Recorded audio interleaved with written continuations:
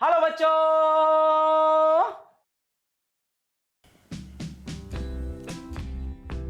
तो कैसे हैं आप लोग? आई होप आप सब लोग अच्छे होंगे और मैं भी हूँ एकदम भन्नाट। यार ट्रिग्नोमेट्री में अपना जो ग्राफ वाला पोर्शन है ना, वो पेंडिंग था, ठीक है। और और मैंने आपको बताया था कि ग्राफ वाला पोर्शन जो है मैं कंप्लीट करवा दूंगा आपका, ठीक है। तो एक तो ये ग्राफ वाला पोर्शन मैंने कंप्लीट कराने का सोचा, ठीक है, आज के सेशन में, है ना। ये पेंडिंग था अपना, तो मैंने सोचा कि ग्राफ भी आपको ट्रिग्नोमेट्रिक फंक्शन के बता दूं, ठीक है। वैसे तो सारे चैप्टर्स अपन कंप्लीट कर चुके हैं, मगर ग्राफ्स ऑफ ट्रिग्नोमेट्रिक फंक्शंस मैंने नहीं बताया था, वो भी आपको बता दूंगा, ठीक है। उसके बाद फिर तबीयत मेरी थोड़ी ख़राब है, तो आप मैनेज कर लेना, ठीक है। ट्रिग्नोमेट्रिक इक्वेशंस, ठीक है ना। उसके बाद फिर क्या है, ट्रिग्नोमेट्रिक इक्वेशंस, ठीक है। ट्रिग्नोमेट्रिक इक्वेशंस अपन सीखेंगे। तो यार ये दो टॉपिक हैं, ये मैं इस सेशन में कवर करने वाला हूँ, ठीक है। Graph of trigonometric functions and trigonometric equations. तो आइए शुरुआत करते हैं ट्रिग्नोमेट्रिक फंक्शंस के ग्राफ के साथ, है ना। ट्रिग्नोमेट्रिक फंक्शंस के ग्राफ के साथ, है ना। कौन कौन से ट्रिग्नोमेट्रिक फंक्शंस के ग्राफ की बात करेंगे यार अपन? बेसिक ट्रिग्नोमेट्रिक फंक्शंस के ग्राफ की बात करेंगे। बेसिक ट्रिग्नोमेट्रिक फंक्शंस बोले तो sine x, cos x, tan x, cot x, secant x and cosecant x, है ना, ठीक है। सुना होगा ना तुमने, है ना, सुना होगा तुमने कि साइन एक्स है मेरा यार, साइन एक्स है मेरा यार, कोस एक्स से करता हूँ मैं प्यार, कोस एक्स से करता हूँ मैं प्यार, है ना। यार ये बड़े मस्त होते हैं, है ना। ये जो है ना, ये बड़े मस्त फंक्शंस होते हैं। साइन एक्स और कोस एक्स ना बड़े मस्त होते हैं ना। अगर इनको स्क्वायर करके ऐड कर दो तो एक हो जाते हैं। एक होने में ही मज़ा है ना। हम सब अलग अलग थोड़ी है, हम सब भी तो एक ही हैं। तो है ना, स्क्वायर करके अगर आप ऐड कर दो, है ना, साइन स्क्वायर एक्स और कोस स्क्वायर एक्स, ये लव बर्ड्स हैं एक्चुअली, है ना। इनको जब आप ऐड करते हो तो क्या हो जाते हैं, एक हो जाते हैं ये, ठीक है ना। ठीक है ना, साइन स्क्वायर एक्स और कोस स्क्वायर एक्स बड़े अच्छे लव बर्ड्स हैं, जोड़ोगे तो एक हो जाएंगे, ठीक है। हाँ, तो मैं क्या कह रहा था, शुरुआत करेंगे ग्राफ ऑफ ट्रिग्नोमेट्रिक फंक्शंस के साथ। तो चलिए यार शुरुआत करते हैं। सबसे पहला फंक्शन हमारा F x is equal to sine X, F x is equal to sine X, है ना। बड़ा बेहतरीन फंक्शन है, बेसिक फंक्शन है, और इसके बारे में यार आप लोगों ने ट्रिग्नोमेट्री के अंदर बहुत कुछ सीखा है ना। और मैंने इसकी डोमेन रेंज का भी वहाँ पे आइडिया दिया था। तो मैं क्या करूँगा, डोमेन रेंज और ग्राफ तीनों चीज़ें बताऊँगा। डोमेन का मतलब होता है इसके अंदर ऐसे कौन से इनपुट्स हैं जो आप पुट कर सकते हो। बता दूं, इसके अंदर सारे इनपुट्स है ना, एक्स की सारी वैल्यूज डाली जा सकती हैं, तो ऑल रियल नंबर्स। रेंज की बात करें तो साइन एक्स -1 से 1 की वैल्यूज़ ही हमको एज एन आउटपुट देता है ना। एज एन आउटपुट ये हमें -1 से 1 की वैल्यूज़ ही देता है, ठीक है। ये बात अपने को मालूम होनी चाहिए।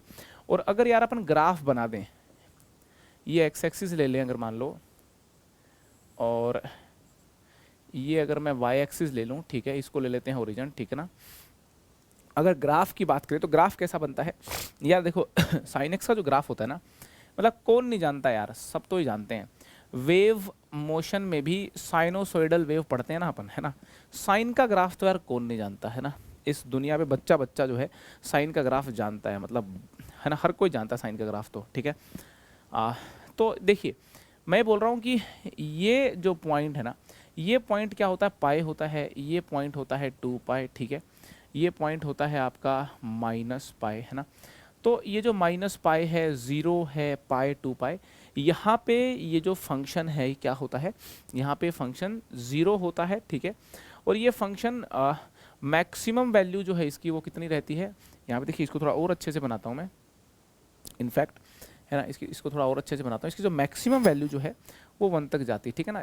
अरे यार, इसकी जो मैक्सिमम वैल्यू है, ये देखिए, वापस बना रहा हूँ मैं इस ग्राफ को। इसकी जो मैक्सिमम वैल्यू है 1 तक जाती है, ठीक है। मतलब ये यहाँ से भाई देखो, फिर से बनाना पड़ेगा, है ना। इसकी जो मैक्सिमम वैल्यू है वो आपको बता दूँ, यूँ करके अपना 1 तक ही जाता है, ठीक है। मैक्सिमम ये 1 तक जाता है। और मिनिमम वैल्यू की बात करें तो -1 से छोटा नहीं होता ये, ठीक है। तो ये जो लाइन है ना y इक्वल टू 1 वाली लाइन, y इक्वल टू 1 वाली लाइन और ये y इक्वल टू -1 वाली लाइन, इन दोनों लाइंस के बीच में, इन दोनों लाइंस के बीच में ये फंक्शन होता है, ठीक है ना, इन दोनों लाइंस के बीच में फंक्शन होता है। अगर मैं इस पीक की बात करूँ तो ये π/2 है, ठीक है। अगर इस पीक की बात की जाए तो दिस इज़ π/2, ठीक है। और यार इसकी बात की जाए तो ये है -π/2, ठीक है। ये वैल्यू की बात की जाए तो ये क्या है, ये 3π/2 है यार, और ये वाली जो वैल्यू है ये क्या है, -3π/2, करेक्ट। तो साइन एक्स का ग्राफ यार एकदम याद हो जाना चाहिए, ठीक है। ऐसे करके लहरता हुआ ग्राफ होता है यूं करके, ठीक है। डोमेन, रेंज और ग्राफ तीनों बातें मालूम होनी जरूरी है साइन एक्स फंक्शन के बारे में। सिर्फ साइन एक्स ही नहीं, 6 के 6 ट्रिग्नोमेट्रिक फंक्शंस की बात करें तो उनकी डोमेन, रेंज और ग्राफ तीनों ही बातें मालूम होनी चाहिए। डोमेन यहाँ पे लिख दी है मैंने ऑल रियल नंबर्स, डोमेन लिख the all real numbers, range लिख दी है क्लोज्ड -1 से 1, और ये हो गया है ग्राफ, ठीक है। अब बात करते हैं सेकंड फंक्शन की, F x is equal to cos X, है ना। Domain of the function, range of the function. तो F X equal to cos X function जो है ना, इसकी डोमेन होगी ऑल रियल नंबर, रेंज इसकी भी -1 से 1 होती है, और इसका ग्राफ अगर बनाते हैं अपन, ग्राफ क्या होता है यार, अपने आप से एक बार पूछ के देखना एक बार, है ना। मैं रिक्वेस्ट कर रहा हूँ सब लोगों से कि ग्राफ क्या होता है, कभी एक बार ना दिल से पूछ के देखना। ग्राफ होता है इनपुट आउटपुट के बीच का रिलेशन। क्या होता है? ग्राफ होता है इनपुट और आउटपुट के बीच का रिलेशन, ठीक है यार। देखिए, ये अगर मान लो ओरिजिन है ना, तो ग्राफ होता है इनपुट और आउटपुट के बीच का रिलेशन, ठीक है। ऐसा कुछ करके ग्राफ आएगा, ऐसा कुछ करके ग्राफ आएगा दोस्तों। है ना, वापस बना दो, देखिए ऐसा कुछ करके ग्राफ आएगा, ठीक है। मतलब ये भी 1 से मतलब ऊपर नहीं जाता, है ना, 1 से ऊपर नहीं जाता। वापस बनाते एक बार, ऐसे करके बनाते, देखो यूं मजा आएगा बना के। देखो 1 से ऊपर नहीं जाएगा, है ना। डॉटेड लाइन बना लो एक बार, डॉटेड लाइन बना लो, ये लो। 1 से ऊपर नहीं जाएगा ग्राफ, बोल देता हूँ 1 से ऊपर नहीं जाएगा ग्राफ। बता देता हूँ -1 से नीचे ग्राफ नहीं जाने का, -1 से ग्राफ नीचे नहीं जाने का दोस्तों, ठीक है। और यहाँ पे देखिए ग्राफ जो है ये ऐसा कुछ करके यूं करके, है ना, यहाँ पे देखिए यूं कुछ करके इस प्रकार से ग्राफ चलता है दोस्तों, ठीक है ना, कुछ यूं करके इसका ग्राफ रहता है, ऐसे करके इसका ग्राफ बनता है मित्रों। x इक्वल टू 0 पे देखा जाए तो वैल्यू 1 होती है, ये 0,1 पॉइंट है। देखें तो π/2 पे कट करता है, ठीक है, यहाँ पे -π/2 पे कट करता है, ठीक है। और अगर जानना है आगे आपको, देखिए थोड़ा और एक्सटेंड कर देता हूँ मैं, आपकी अगर इच्छा है तो मैं थोड़ा सा इसको और एक्सटेंड कर देता हूँ मित्रों, इसको मैं थोड़ा और एक्सटेंड कर देता हूँ। देखिए ये जो है कुछ यूं करके और यूं, है ना, इसको भी एक्सटेंड करना पड़ेगा ना। चलो यार करना पड़ेगा, मेहनत तो करनी पड़ेगी भाई चीज़ों को विजुअलाइज करने के लिए। देखिए यूं करके ऐसे करके, ठीक है। और इसको जो है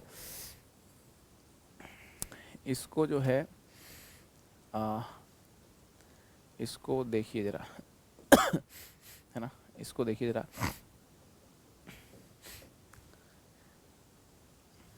देखिए ज़रा कि यूं कुछ करके, ठीक है ना। ये क्या पॉइंट हो गया, ये हो गया -π, करेक्ट है। ये क्या हो गया, ये हो गया जी π, है ना। cos π कितना होता है, cos π -1 होता है जी। cos π कितना होता है, cos π -1, cos -π भी -1। आप देख लें ये किसका ग्राफ है, cos x का ग्राफ है दोस्तों, एकदम सिंपल ग्राफ होता है। ऐसा लगता है मानो sin x का जो ग्राफ है ना, sin x के ग्राफ को उठा करके π/2 इस तरफ शिफ्ट कर दो, है ना, लेफ्ट में शिफ्ट कर दो। इस ग्राफ को π/2 लेफ्ट में शिफ्ट कर दो तो क्या बन जाएगा, cos x का ग्राफ बन जाएगा, ठीक है। यह है y is equal to sine X का ग्राफ, ठीक है। और यहाँ पे ये मैंने बना दिया y is equal to cos x का ग्राफ, करेक्ट है जी। डोमेन रेंज यार मैं बता चुका हूँ, फिर से मैंने लिख दी कि F X equal to cos X जो है ना, इसमें डोमेन क्या है, ऑल रियल नंबर्स, और रेंज कितनी है, -1 से 1, ठीक है। अब बात करते हैं यार tan x के ग्राफ की। fx is equal to tan x, ठीक है। tan x फंक्शन जो है ना यार, tan x फंक्शन की अगर डोमेन देखेंगे ना आप, तो इसकी डोमेन होती है all real number minus odd integral multiple of pi by 2, all real number minus odd integral multiple of pi by 2। और अगर इसकी रेंज की बात करें, रेंज होती है माइनस इन्फिनिटी से लेकर के इन्फिनिटी, रेंज होती है माइनस इन्फिनिटी से लेकर के इन्फिनिटी। करेक्ट है जी।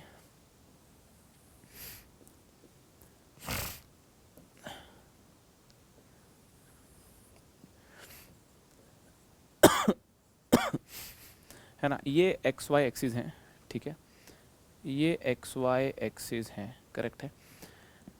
अब देखिए ये क्या है इसकी डोमेन के पीछे का लॉजिक। आप यूँ देखें tan x होता है यार sin x by cos x, ठीक है ना। cos x तो जीरो हो नहीं सकता, और cos x जीरो होता है pi by 2, 3 pi by 2, 5 pi by 2, मतलब odd integral multiple of pi by 2 पे, ठीक है। तो odd integral multiple pi by 2 पे cos x जीरो होता है, वो नहीं होना चाहिए, तो इसलिए ऑल रियल नंबर में से मैंने odd integral multiple of pi by 2 हटा दिए, है ना। ये बात आपको समझनी है, ठीक है। तो यार ये बन गया आपका tan x का डोमेन और रेंज हो गया, ठीक है। ग्राफ के लिए, है ना, ग्राफ के लिए क्या करना पड़ता है अपने को, देखिए वर्टिकल लाइंस लगा ली मैंने, आप ध्यान से देखें मैंने यहाँ पे कुछ वर्टिकल लाइंस लगा दी हैं, मैंने यहाँ पे कुछ वर्टिकल लाइंस लगा दी हैं दोस्तों, है ना। आप ध्यान से देखिए, मैंने कुछ वर्टिकल लाइंस लगा दी हैं मित्रों, मैंने कुछ वर्टिकल लाइंस लगा दी हैं, है ना, मैंने कुछ वर्टिकल लाइंस यहाँ पे लगा दी हैं। देखिए मैंने वर्टिकल लाइंस लगा दी हैं, ठीक है, मैंने कुछ वर्टिकल लाइंस लगा दी। तो यार इसका जो ग्राफ होता है ना tan x का, वो कुछ ऐसा ग्राफ होता है, ठीक है। tan x का जो ग्राफ होता है वो कुछ ऐसा ग्राफ होता है ना। देखिए यूं करके यूं ग्राफ आएगा, यूं करके बिल्कुल यूं ग्राफ आएगा, ठीक है।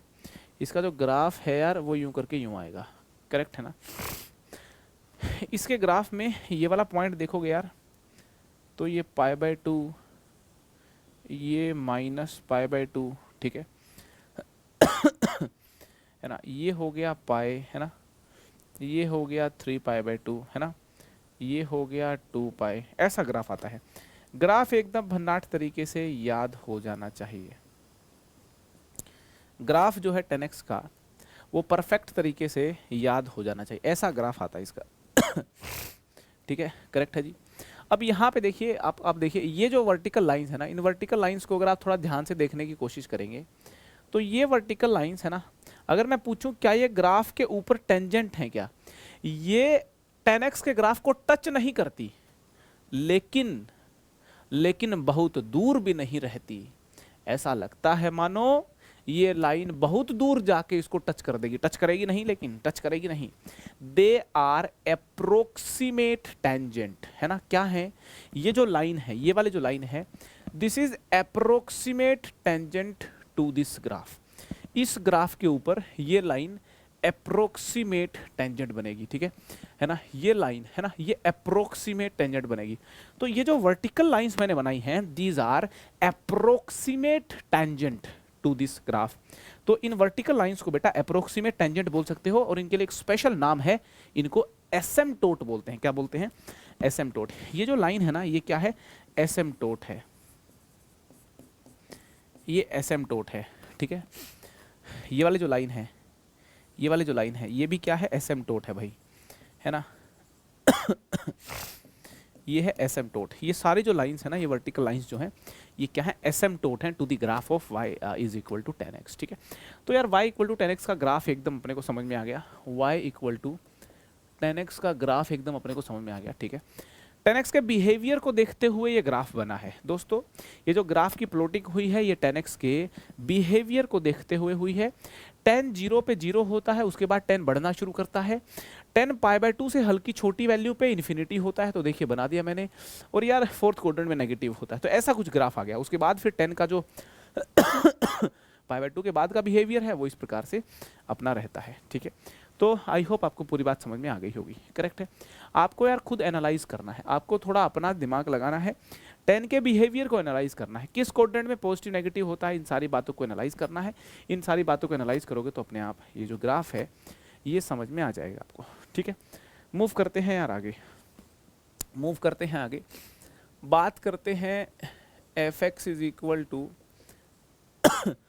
कोटेक्स के ग्राफ के, ठीक है।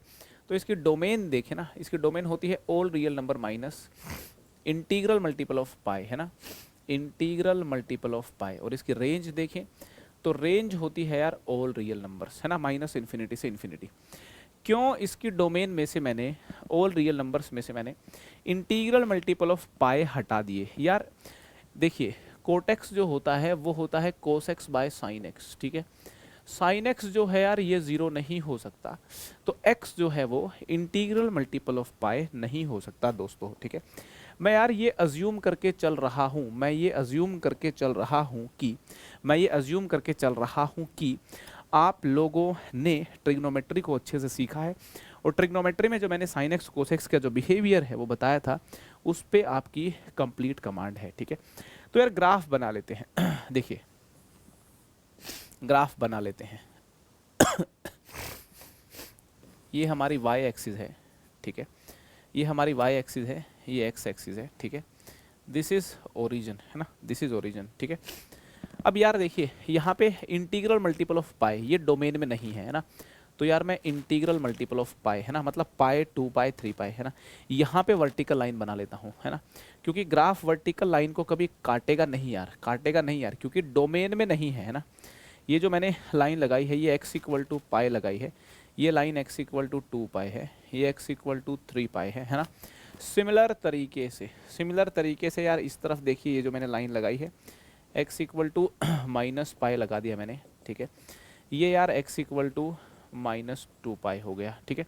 देखिए यार ये वर्टिकल लाइंस मैंने लगा दी हैं, ठीक है।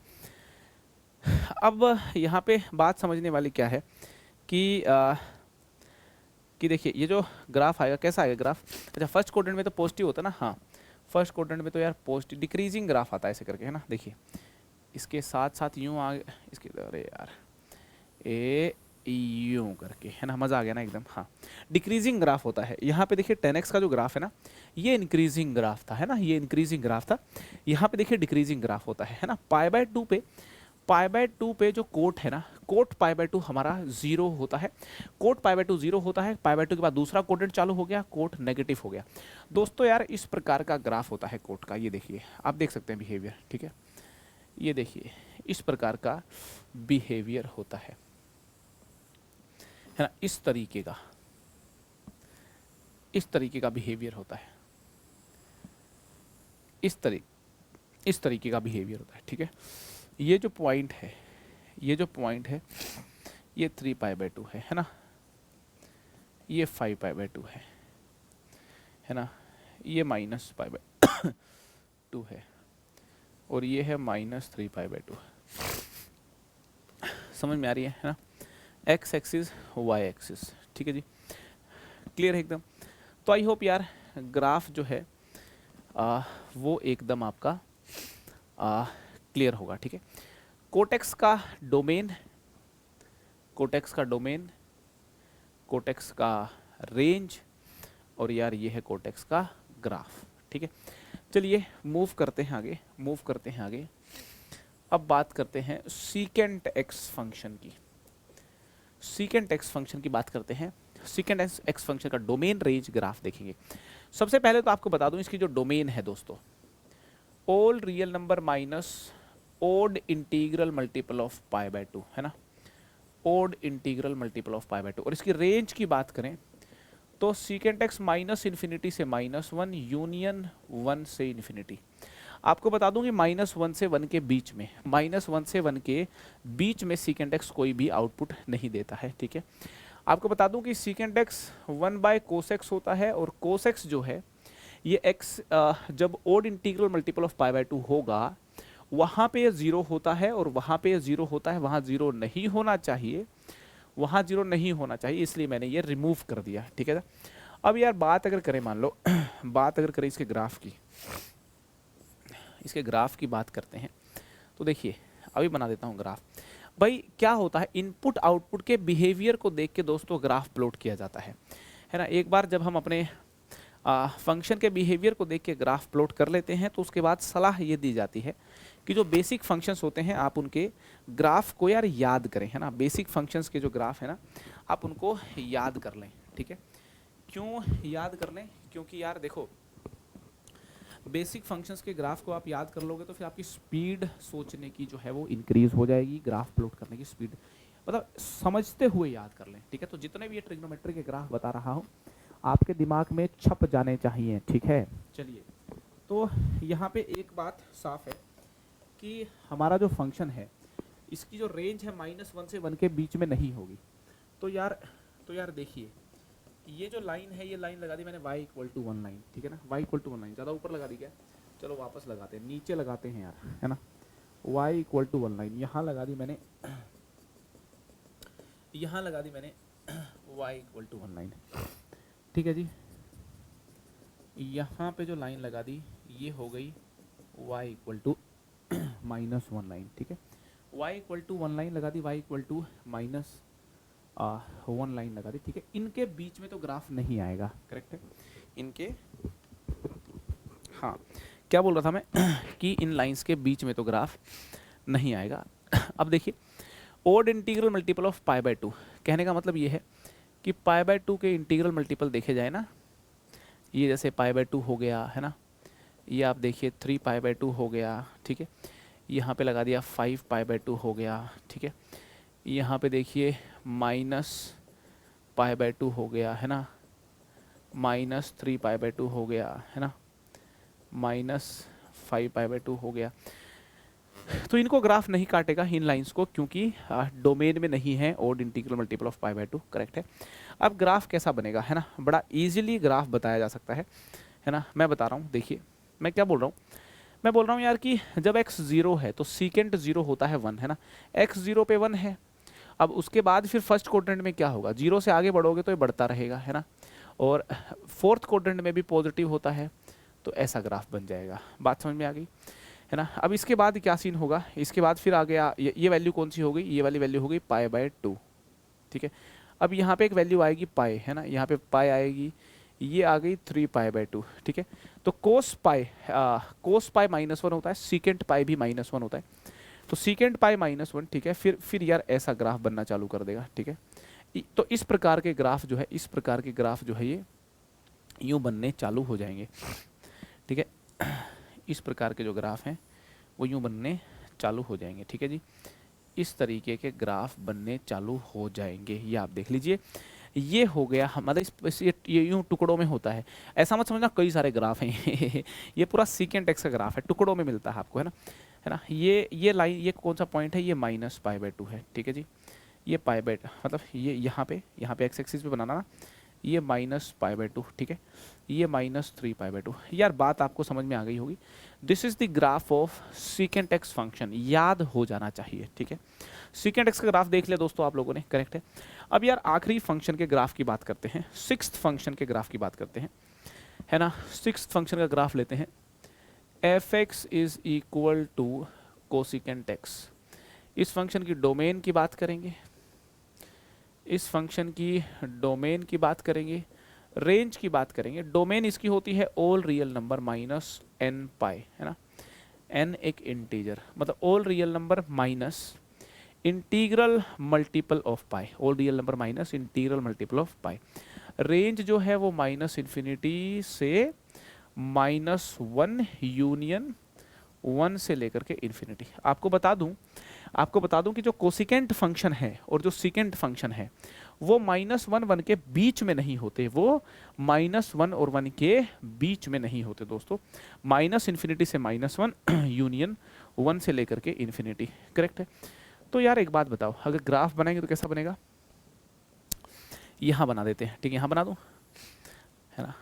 एक्स एक्सिस है, ठीक है जी, एक्स एक्सिस है, और यार यहाँ लगा दी मैंने वाई एक्सिस, ठीक है। एक्स एक्सिस वाई एक्सिस लगा दी। अब यार देखिए, ये जो ग्राफ है ये y = 1 लाइन लगा देता हूँ और y = -1 लाइन लगा देता हूँ। ये y इक्वल टू 1 लाइन है, ये y इक्वल टू -1 लाइन है, इन दोनों लाइन के बीच में तो ग्राफ नहीं बनने वाला, ठीक है। एक और बात बता दूं कि पाई के जो मल्टीपल हैं, है ना, पाई के जो मल्टीपल हैं वो इसकी डोमेन में नहीं है। तो यार ये देखिए पाई 2 पाई 3 पाई, है ना, x equal to pi, x equal to 2 pi, x equal to 3 pi, lines लगा ली मैंने, x इक्वल टू पाई, ये x इक्वल टू 2 पाई है, ये x इक्वल टू 3 पाई है, ठीक है।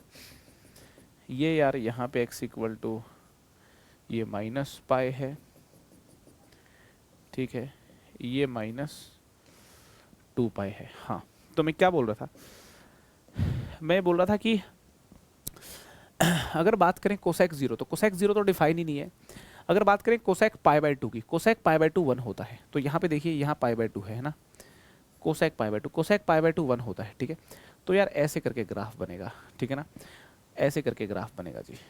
ग्राफ अगर आप देखेंगे, आप देखिए शांति से देख लीजिए, ग्राफ एकदम इस प्रकार का ग्राफ बनेगा, ठीक है, राइट। यूं करके बनेगा ग्राफ, यूं करके ग्राफ बनेगा, ठीक है, ऐसा कुछ करके बनेगा ग्राफ, ऐसा कुछ करके ग्राफ बनेगा, ठीक है जी, ऐसा कुछ करके ग्राफ बनेगा, ठीक है। तो आई होप यार एकदम क्लियर हुआ ग्राफ ऐसा क्यों बना है। मैंने यहाँ से पकड़ लिया पाई बाय 2 पे 1 होता है, उसके बाद इधर चलेंगे तो भी बढ़ेगा, इधर चलेंगे तो भी बढ़ेगा, क्योंकि 1 से छोटा तो हो नहीं सकता ना यार। और फर्स्ट और सेकंड क्वाड्रेंट में कोसेक क्या होता है, पॉजिटिव होता है, ठीक है। 3 पाई बाय 2 पे देखा, ये देखो 3 पाई बाय 2 पे -1 हो गया, ठीक है। 5 पाई बाय 2 है ना, 5 पाई बाय 2 फिर से +1 हो गया, ठीक है जी। यहाँ -पाई बाय 2, -पाई बाय 2 में -1 हो गया था, ठीक है। तो आई होप यार एकदम ग्राफ समझ आ गया होगा। कोसेक एक्स का बिहेवियर मालूम है ना आपको, तो ग्राफ डोमेन रेंज सारी कहानी जो है इजीली समझ पाएंगे, ठीक है।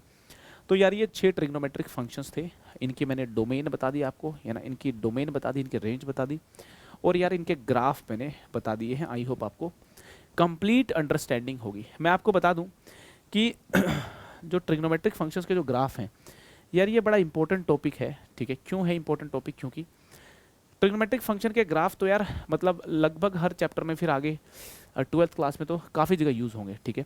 तो कहने का मतलब ये है कि बड़ा इंपॉर्टेंट टॉपिक है। ट्रिग्नोमेट्रिक फंक्शंस के ग्राफ तो एकदम बाय हार्ट याद होनी चाहिए आपको, ठीक है। अब बात करते हैं ट्रिग्नोमेट्रिक इक्वेशंस की। ट्रिगोनोमेट्रिक इक्वेशंस की, अब सबसे पहला सवाल तो ये उठता है कि ट्रिग्नोमेट्रिक इक्वेशंस होती क्या हैं। सबसे पहला सवाल तो ये उठता है कि ट्रिग्नोमेट्रिक इक्वेशंस होती क्या हैं। आपको बता दूं कि ऐसी इक्वेशंस जिनमें ट्रिग्नोमेट्रिक फंक्शंस होते हों उनको ट्रिग्नोमेट्रिक इक्वेशंस बोलते हैं, ठीक है। ट्रिग्नोमेट्रिक इक्वेशंस का मीनिंग है इक्वेशंस इन्वॉल्विंग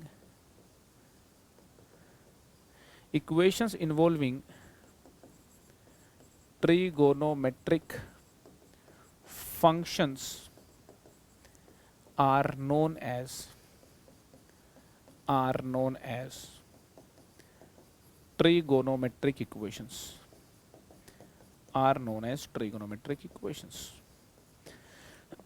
तो ऐसी इक्वेशंस जिसमें ट्रिग्नोमेट्रिक फंक्शंस इन्वॉल्व होते हों उनको उनको अपन ट्रिग्नोमेट्रिक इक्वेशंस बोलते हैं, ठीक है। तो इस चैप्टर में करना क्या है अपने को, इस चैप्टर में जो हमारा टास्क है ना, इस चैप्टर का मेन एम है ना, एम क्या है चैप्टर का, एम ऑफ दिस टॉपिक, इस टॉपिक का एम ये है कि अपने को ट्रिग्नोमेट्रिक इक्वेशन सोल्व करनी आनी चाहिए, ठीक है ना। Aim of this topic is to solve, aim of this topic is to solve, aim of this topic is to solve trigonometric equations. Trigonometric equations को क्या करना है, सोल्व करना है, ठीक है। चलिए सोल्व करना सीखते हैं। सबसे पहले अगर मैं आपको बोलूं कि sin x is equal to 1/2, यार इसको आप सोल्व करें, sin x is equal to 1/2, इसको आप सोल्व करें, ठीक है। तो देखो sin x का ग्राफ बना लेता हूं इसको समझने के लिए, है ना। मैं sin x का जो है ग्राफ बना लेता हूं इस बात को समझने के लिए। sin x का जो ग्राफ होता है वो कुछ ऐसा कुछ होता है ना, ये साइन एक्स का मैंने ग्राफ बना लिया, ठीक है। तो मैंने आपसे ये पूछा है कि किस एक्स पे साइन 1/2 होगा। मैंने आपसे पूछा है किस एक्स पे किस एक्स पे साइन 1/2 होगा। तो यार देखो, साइन जो है ना, साइन 1/2 होता है, साइन 1/2 होता है, मैं बताऊं आपको, एक तो π/6 पे सबसे पहले हो जाएगा। अगर यहां से चलूं ओरिजिन से आगे की तरफ, तो π/6 पे 1/2 हो जाएगा, ठीक है। उसके बाद फिर ये होगा 5π/6 पे 1/2, कहाँ पे, 5π/6 पे 1/2 होगा, ठीक है ना। तो यार इस तरीके से देखो, इस तरीके से देखो आप, अगर मान लो आप देखें, ये 1/2 वाली लाइन लगा दी मैंने, है ना, ये 1/2 वाली लाइन लगा दी मैंने। तो साइन 1/2 देखिए यहाँ पे हो रहा है, यहाँ पे हो रहा है। ये कौन सी लोकेशन है, ये देखिए 2π की पूरी साइकिल कंप्लीट होगी। 2π से π/6 आगे जाओगे ना, तो 2π प्लस π/6 कितना हो गया, 13π/6, ठीक है ना। कितना हो गया 13π/6, और ये कितना हो गया, ये हो गया 17π/6, ठीक है। तो कहने का मतलब ये हुआ यार, ध्यान से सुनना मेरी बात को, कहने का मतलब ये हुआ यार कि ये जो है ना, ये जो साइन है ना, ये बहुत जगहों पे, इनफाइनाइट जगहों पे 1/2 होता है। मतलब एक्स की वैल्यू ये भी हो सकती है, ये भी हो सकती है, ये भी हो सकती है, मतलब बहुत सारी वैल्यूज हो सकती हैं। इनफैक्ट एक्स की वैल्यूज यार ये भी पॉसिबल हैं, ठीक है। तो एक्स की कई सारी वैल्यूज पॉसिबल हैं, इनफाइनाइट वैल्यूज पॉसिबल हैं। तो यार अगर मान लो इसके सोल्यूशन, सारे सोल्यूशन लिखने हैं, तो आपको एक जनरल फॉर्मूला की फॉर्म में लिखने पड़ेंगे। जनरल फॉर्मूला की फॉर्म का मतलब क्या है, अगर मैं कहूँ सारे इवन नंबर्स लिखो आप, तो पॉसिबल थोड़ी है। अगर मैं कहूँ ऑल इवन नंबर्स लिख दो आप, मैं कहूँ आपको सारे इवन नंबर्स आप लिख दो, सारे आप इवन नंबर्स लिख दो, तो यार सारे जो इवन नंबर्स हैं वो कैसे लिखोगे आप, मतलब इनफाइनाइट इवन नंबर्स होते हैं, तो उनको एक फॉर्मूला के माध्यम से लिखना पड़ेगा। आप ऐसे लिखोगे 2n, है ना, 2n लिख दिया आपने, और n एक इंटीजर है, तो अलग अलग इंटीजर डालते जाओगे, अलग अलग इवन नंबर मिलता चला जाएगा। तो जो 2n है ना, ये जनरल फॉर्मूला है इवन नंबर्स को लिखने का, इवन इंटीजर्स को लिखने का, है ना। इवन नंबर्स बोले तो इवन इंटीजर्स, ठीक है। तो मैं बस कुछ इसी तरीके की बात करना चाहता हूं, मैं बस यार कुछ इसी तरीके की बात करना चाहता हूं कि वो x जो है ना, जो इसको सेटिस्फाई करेंगे। यार मैं बता दूं आपको वो x क्या होंगे, देखो π/6, 5π/6, 13π/6, 17π/6। मैं एक जनरल फॉर्मूला लिख रहा हूँ, इस इन वैल्यूज को देख करके, एक ऑब्जर्वेशन को देख करके मैंने लिखा कि वो x जो n π प्लस माइनस 1 की power n π/6 where n is integer, जो इस फॉर्मूला को x सेटिस्फाई कर रहे होंगे, जो इस फॉर्मूला को x सेटिस्फाई कर रहे होंगे, वो जो x हैं इस फॉर्मूला को जो x सेटिस्फाई कर रहे होंगे, वो जो x हैं वो इसके सोल्यूशन होंगे। अब आप बोलेंगे कैसे यार, देखो ये फॉर्मूला है, इसको ध्यान से देखते हैं। n बिलोंग्स टू इंटीजर है, n की वैल्यू 1 डालो आप, जब n की वैल्यू 1 डालोगे तो क्या आ गया, पाई, है ना, पाई माइनस π/6 आ गया। n की वैल्यू 0 डालोगे तो कितना आ गया, π/6 आ गया, ठीक है। 0 डालने पे π/6 आ गया, 1 डालने पे ये आ गया, 2 डालने पे कितना आएगा, 2π प्लस π/6। तो आप देख लो, मतलब π/6 पहली वैल्यू आ गई 0 डालने पे, n की वैल्यू 1 डालने पे 5π/6 अगली वैल्यू आ गई, n की वैल्यू 2 डालने पे 13π/6, 4 डालने पे 3 डालने पे फिर ये 17π/6। मतलब कहने का मतलब ये है, ये जो फॉर्मूला है ना यार, कहने का मतलब ये हुआ कि ये जो फॉर्मूला है, ये जो फॉर्मूला है ना, इस फॉर्मूला से जो x निकल के आएंगे, है ना, इस फॉर्मूला से जो यार अपने को x निकल के आएंगे, है ना, n की अलग अलग वैल्यू पुट करते जाओ, वो सारे x इसके सोल्यूशन होंगे। ये फॉर्मूला कैसे बना है यार, ये ऑब्जर्वेशन से बना दिया मैंने, है ना, मतलब ऑब्जर्वेशन से ही बन जाएगा। इन सारी वैल्यूज को देखोगे कि किस फॉर्मूला को फिट करेंगे तो भी समझ में आ जाएगा, है ना, और नहीं तो इसको अभी प्रूव करके भी दिखा दूंगा मैं, ठीक है। तो इसका जो ये जनरल सोल्यूशन हो गया, ठीक है। जब कभी भी एक ट्रिग्नोमेट्रिक इक्वेशन को सोल्व करते हैं, आपको बता दूं, जब कभी भी एक ट्रिग्नोमेट्रिक इक्वेशन को सोल्व करते हैं, तो जब सोल्व करते हैं ना, तो दो प्रकार के सॉल्यूशंस की बात की जाती है। एक तो प्रिंसिपल सॉल्यूशंस की बात की जाती है, एक जनरल सॉल्यूशंस की बात की जाती है, ठीक है। तो इस ट्रिग्नोमेट्रिक इक्वेशन के ये जो सॉल्यूशन मैंने लिखे हैं, जनरल सॉल्यूशन लिखे हैं। क्या लिखे हैं, जनरल सॉल्यूशन लिखे हैं, ठीक है। दूसरी बात की जाती है प्रिंसिपल सॉल्यूशंस की, है ना, प्रिंसिपल सॉल्यूशंस की, प्रिंसिपल सॉल्यूशंस की। तो अब आप पूछेंगे प्रिंसिपल सॉल्यूशंस क्या होते हैं, तो बता दूं आपको कि इसके जो प्रिंसिपल सॉल्यूशंस होते हैं ना, प्रिंसिपल सॉल्यूशंस हमेशा, प्रिंसिपल सॉल्यूशंस जो है वो हमेशा 0 से 2 पाई के बीच में लाई करते हैं, ये बात समझनी है। 2 पाई पे ओपन ब्रैकेट है।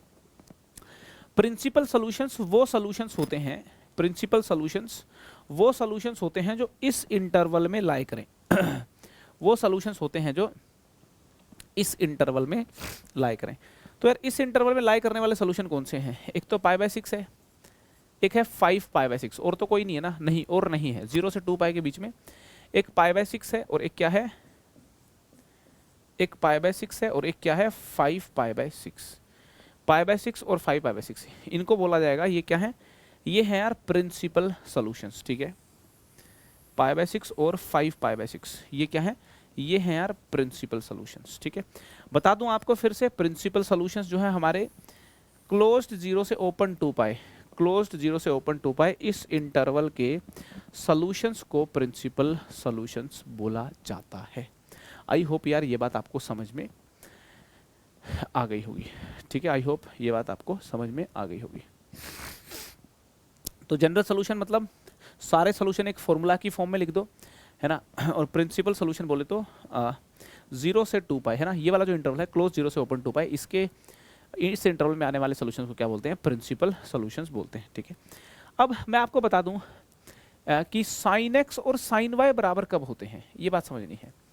साइन एक्स और साइन वाई कब बराबर होते हैं? साइन एक्स और साइन वाई दोस्तों अगर आप ध्यान से देखोगे तो या तो एक्स की वैल्यू वाई हो जाए तब बराबर होते हैं, ठीक है, या एक्स की वैल्यू पाई माइनस वाई हो जाए, ठीक है, ये x की वैल्यू हो जाए 2 पाई प्लस वाई, है ना, ये x की वैल्यू हो जाए 3 पाई माइनस वाई, है ना, x की वैल्यू हो जाए 4 पाई प्लस वाई, है ना, x की वैल्यू हो जाए 5 पाई 4 पाई, है ना, यहाँ 4 पाई आएगा, 4 पाई, है ना, 4 पाई प्लस वाई, x की वैल्यू हो जाए 5 पाई माइनस वाई। मतलब आप यहाँ से ऑब्जर्व करो, है ना, कि साइन एक्स और साइन वाई कब बराबर होंगे, x की वैल्यू y हो, x की वैल्यू पाई माइनस वाई हो, x की वैल्यू 2 पाई प्लस वाई हो, 3 पाई माइनस वाई हो। तो यहाँ से आप ऑब्जर्व करोगे कि sine x equal to sine y बराबर होंगे ना, तो x की वैल्यू क्या होगी, पाई 2 पाई 3 पाई 4 पाई, मतलब n पाई। और अगर यहाँ पे ओड है, इवन है तो प्लस आ रहा है, ओड है तो माइनस आ रहा है, मतलब -1 की पावर n। इवन होगा तो अपने आप माइनस दे देगा, ओड होगा तो इवन होगा तो अपने आप प्लस दे देगा, ओड होगा तो अपने आप माइनस दे देगा, है ना। इनटू में क्या है, इनटू में y। तो मेरा कहने का मतलब बस इतना सा है, मेरा कहने का मतलब बस इतना सा है कि साइन एक्स और साइन वाई जब बराबर दे रखे हों, मेरी इस बात को सबसे ज्यादा ध्यान से सुन लें, साइन एक्स और साइन वाई जब बराबर दे रखे हों तो x जो है वो n पाई प्लस -1 की पावर n y होता है। एक बात तो ये होगी, एक फॉर्मूला ये होगा, याद करना है। दूसरा फॉर्मूला, जब cos x और cos y बराबर दे रखे हों, इसका मतलब समझना है कि x जो है मेरा वो 2n pi plus minus Y होगा, 2n पाई। अच्छा n यहाँ पे क्या है, n यहाँ पे इंटीजर है, n यहाँ पे क्या है, n यहाँ पे क्या है, इंटीजर है, n यहाँ पे क्या है, n यहाँ पे इंटीजर है। क्योंकि cos x और cos y बराबर होने का मतलब है x या तो y के बराबर है, या x 2 पाई प्लस y के बराबर है, या x 2 पाई माइनस y के बराबर है ना, या x 4 पाई प्लस y के बराबर है, या x 4 पाई माइनस y के बराबर है, ठीक है। कहने का मतलब 2n pi plus minus y के बराबर होना चाहिए, ठीक है। तो यार ये बात इजीली ऑब्जर्व की जा सकती है। और सिमिलरली थर्ड जो है ना, थर्ड अपने को फॉर्मूला याद रखना है कि tan x और tan y कब बराबर होंगे, है ना, जब x की वैल्यू, tan का पीरियड तो पाई होता है, x की value n pi plus y हो, ठीक है, x की वैल्यू क्या हो, n pi plus y, n एक इंटीजर होना चाहिए, करेक्ट है। और यार एक फोर्थ फॉर्मूला और याद रखना है आपको।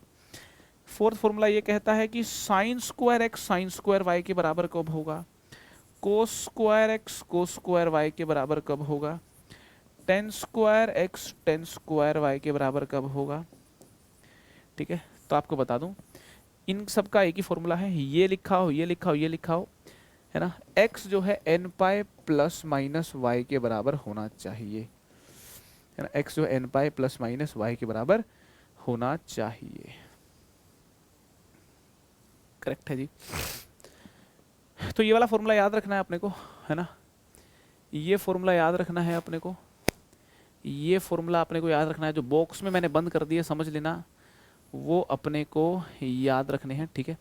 इस इक्वेशन को सॉल्व करना है, इस इक्वेशन को सॉल्व करना है, इस इक्वेशन को सॉल्व करना तो ये आंसर, और इनको सॉल्व करना है तो ये आंसर आ जाएंगे। करेक्ट है जी। चलिए बहुत ही शानदार, ठीक है जी। तो साइन एक्स साइन वाई बराबर का मतलब क्या है, एक्स की value n pi plus minus one की पावर एन वाई होगा। अब यहाँ पे कुछ लोग पूछते हैं cot x equal to cot y का फॉर्मूला लिखा आपने। अरे भाई cot x equal to cot y का मतलब है 1/10x इक्वल टू 1/10y, और 1/10x इक्वल टू 1/10y का मतलब है 10x इक्वल टू 10y। तो cot x equal to cot y में यही फॉर्मूला लग जाएगा, secant x equal to secant y में ये लग जाएगा, cosecant x equal to cosecant y में ये लग जाएगा, ठीक है ना। बात समझ में आ गई। तो इन्हीं तीन को याद करना है बस, ये तीन याद तो समझ लेना कि सारे काम आपके हो जाएंगे, ठीक है ना। और यहाँ पे कोई पूछे कि cot square x equal to cot square y क्यों नहीं लिखा, अरे भाई cot square x equal to cot square y बोले तो 1/10 square x equal to 1/10 square y, मतलब 10 square x equal to 10 square y वाला फॉर्मूला लग जाएगा। Secant square x equal to secant square y में ये मतलब यहाँ पे cot square x equal to cot square y होता, secant square x equal to secant square y होता, या cosecant square x equal to cosecant square y भी हो, तो यार ये वाला फॉर्मूला अपना काम कर देगा। बात समझ में आ गई, ठीक है। तो फॉर्मूला एकदम क्लियर है। ट्रिग्नोमेट्रिक इक्वेशंस के सारे जो क्वेश्चन हैं, फिर से बता दूं आपको, ट्रिग्नोमेट्रिक इक्वेशंस के सारे जो क्वेश्चन है ना, वो यार इन्हीं सारे फॉर्मूला से सोल्व होने वाले हैं। ट्रिग्नोमेट्रिक इक्वेशंस के सारे क्वेश्चंस इन्हीं सारे फॉर्मूला से सोल्व होने वाले हैं। जैसे कि अगर कोई बोले सोल्व द इक्वेशन या फाइंड द जनरल सोल्यूशन, है ना। सोल्व क्या करना मतलब फाइंड द जनरल सोल्यूशन, ठीक है। लिख दिया फाइंड द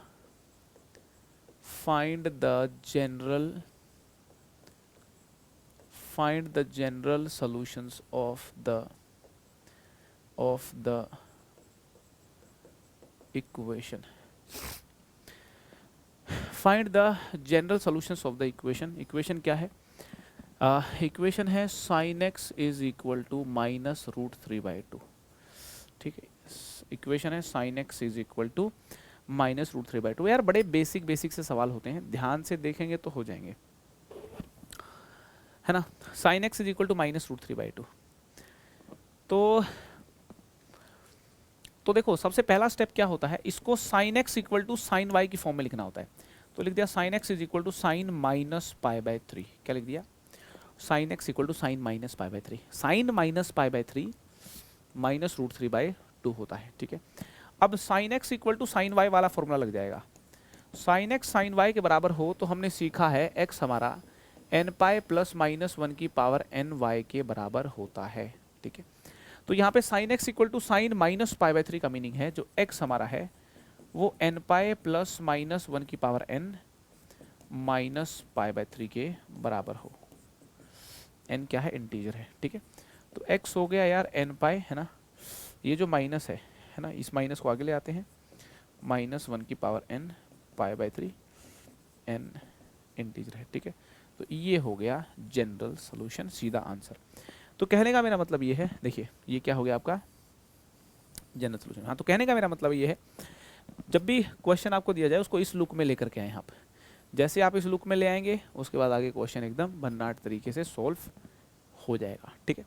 एक और क्वेश्चन दे रहा हूँ मैं आपको, मैं बोल रहा हूँ कि सोल्व द इक्वेशन, सोल्व बोले तो जनरल सॉल्यूशन, ठीक है ना। फाइंड द जनरल सॉल्यूशन लिख देता हूँ, find the general solutions of the equation, find the general solutions of the equation। equation क्या है, secant square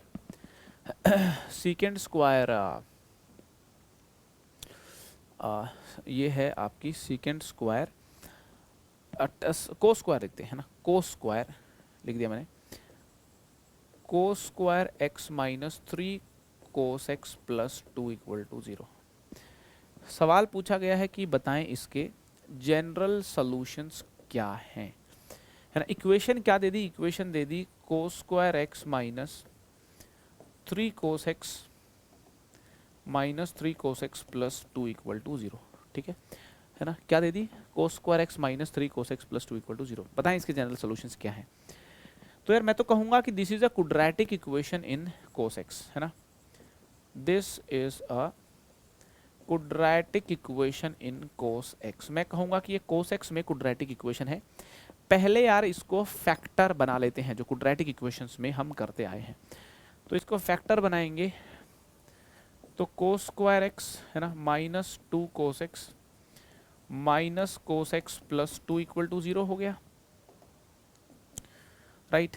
तो इन दोनों टर्म्स में और इन दोनों टर्म्स में देखा, इन दोनों टर्म्स में मैंने कोस एक्स कॉमन लिया तो कोस एक्स माइनस 2 आ गया, ठीक है, minus cos x minus 2 equal to 0। तो यहाँ पे देख सकते हैं आप, कोस एक्स माइनस 2 को कॉमन लिया तो बचेगा cos x minus 1 equal to 0, ठीक है। तो आप बोल सकते हैं either cos x equal to 2 और कोस एक्स इक्वल टू 1, ठीक है। हम बोल सकते हैं either cos x equal to 2 और कोस एक्स इक्वल टू 1, है ना, either cos x equal to 2 और कोस एक्स इक्वल टू 1, ठीक है, either cos x equal to 2 और कोस एक्स इक्वल टू 1। ये कर दिया मैंने रिजेक्ट, ये मैंने कर दिया रिजेक्ट, है ना, कोस एक्स इक्वल टू 2 ये मैंने रिजेक्ट कर दिया। क्यों कर दिया, क्योंकि यार कुछ भी हो सकता है साइन और कोस 1 से बड़े नहीं हो सकते। और यहाँ पे क्या लिखा है, कोस एक्स इक्वल टू 2। यार ये कैसे संभव है, ये तो बिल्कुल भी संभव नहीं है ना, मतलब असंभव, ये बिल्कुल संभव नहीं है ना, बिकॉज कोस एक्स जो है, कोस एक्स हमेशा एक या उससे छोटा होता है, ये बात यहाँ पे समझनी है, दो बड़ा नहीं होता है एक से, ठीक है जी। तो कोस एक्स इक्वल टू 1 को सोल्व करें तो देखो कोस 1 कहाँ पे होता है, 0 पे, तो 1 की जगह कोस 0 कर दिया। अब फॉर्मूला देखिए, ये वाला फॉर्मूला लगाता हूँ मैं, cos x equal to cos y दे रखा हो तो एक्स क्या होता है, 2x होता है हमारा 2n pi plus minus Y, है ना, n एप्सिलॉन इंटीजर, ये होता है कि नहीं होता। तो ये हो गया x equal to 2n pi plus minus 0 n epsilon integer, ठीक है। तो आंसर आ गया यार 2n pi where n is integer. बात समझ में आ रही है क्या, x कितना आ गया 2n पाई। आई होप एकदम क्लियर होगा। तो यार मुझे लगता है आपको ट्रिग्नोमेट्रिक फंक्शंस के डोमेन रेंज और उनके ग्राफ एकदम अच्छे से क्लियर होंगे, डोमेन रेंज और ग्राफ एकदम अच्छे से क्लियर होंगे, और ट्रिग्नोमेट्रिक इक्वेशंस की जो बेसिक सी थ्योरी है वो भी एकदम कवर होगी, ठीक है। तो यार ये जो पेस बैच था, इसका जो टारगेट अपना क्या था, टारगेट अपना क्या था यार, कि कम समय में, है ना, पेस बैच का टारगेट कम समय में सिलेबस को कवर कैसे किया जाए, है ना, क्योंकि टाइम कम था, है ना, less time maximum syllabus coverage. Target क्या था, लेस टाइम है हमारे पास, मैक्सिमम सिलेबस कैसे कवर किया जाए, है ना, और हमने कंप्लीट कर दिया, कंप्लीट सिलेबस कवर कर दिया, ठीक है। तो यार सारे टॉपिक्स जो भी सिलेबस में हैं, जो भी आप लोगों को इन्फॉर्म किए गए थे, सारे टॉपिक्स जो है कवर हो चुके हैं। बात समझ में आ गई। तो सिलेबस ख़त्म होता है इसी के साथ, एक लंबी मुस्कान के साथ, ठीक है। आज के सेशन को वाइंड अप करते हैं, और मैं तो यही कहूँगा कि मैथ्स जो है ना, मैथ्स में थ्योरी, है ना, मैथ्स में थ्योरी आनी ज़रूरी है, उसके बाद फिर प्रैक्टिस होनी ज़रूरी है। ये मेरा पर्सनल मानना है, ठीक है, कि मैथ्स में थ्योरी सबसे पहले क्लियर हो, और यार प्रैक्टिस फिर खूब हो, है ना, खूब प्रैक्टिस हो तो मैथ्स स्ट्रॉन्ग हो जाता है, ठीक है। थ्योरी प्लस प्रैक्टिस, ठीक है। एक चीज़ तो ये हो गई दोस्तों, एक चीज़ तो ये हो गई, और दूसरी चीज़ मैं क्या बोल रहा था, भूल गया। हाँ, दूसरी चीज़ बोल रहा था यार, शॉर्टकट्स वगैरह डेवलप करना भी आना चाहिए, है ना, शॉर्टकट्स डेवलप करना भी आना चाहिए, क्योंकि इस वाले टॉपिक पे, है ना, अभी तक ज़्यादा काम अपन नहीं कर पाए, टाइम की कमी थी, चैप्टर्स करने थे, थ्योरी ही कवर हो जाए, कॉन्सेप्ट कवर हो जाए, वही एक बहुत बड़ा चैलेंज था जो हमने अचीव कर लिया। शॉर्टकट्स डेवलप हो, मतलब एक क्वेश्चन को ऑब्जेक्टिव तरीके से करना है तो कैसे करें, मतलब एक पूरे पेज का क्वेश्चन है, देखते ही कैसे टिक कर दें, है ना, ये सारी चीज़ें भी मैथ्स में अपने को डेवलप करनी चाहिए, ठीक है। तो चलिए यार आज के सेशन को वाइंड अप करते हैं। Alright, bye bye. पढ़ाई करते रहें। All the very best.